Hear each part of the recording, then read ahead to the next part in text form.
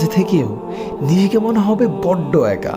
এই অনুভূতিগুলো স্পেশালি তখনই হয় যখন আপনি অনেক দিন ধরে আপনার রবকে ভুলে থাকেন, কিংবা আপনি রবের ইবাদত তো করছেন বাট পূর্ণ মনোযোগ দিয়ে করছেন না, দায়সারাভাবে খুশুখুজুবিহীন সালাত আদায় করছেন। যখন আপনার রাত দিন পার করছেন নিদারুণ এক উদাসীনতায়।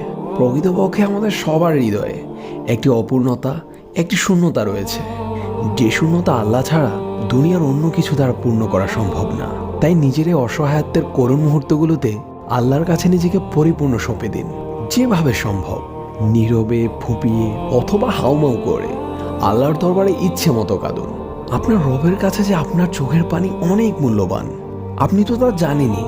আল্লাহ তার পাপিষ্ঠ বান্দাদের শাস্তি দেওয়ার জন্য জাহান্নাম সৃষ্টি করেছেন, আর এই জাহান্নামে রয়েছে ভয়ঙ্কর আগুন যা বান্দার কলিজা পর্যন্ত ভেদ করে ফেলবে। আর এই আগুনকেই দুনিয়ার সাগর, উপসাগর, মহাসাগর সব কিছু দিয়ে নিভানো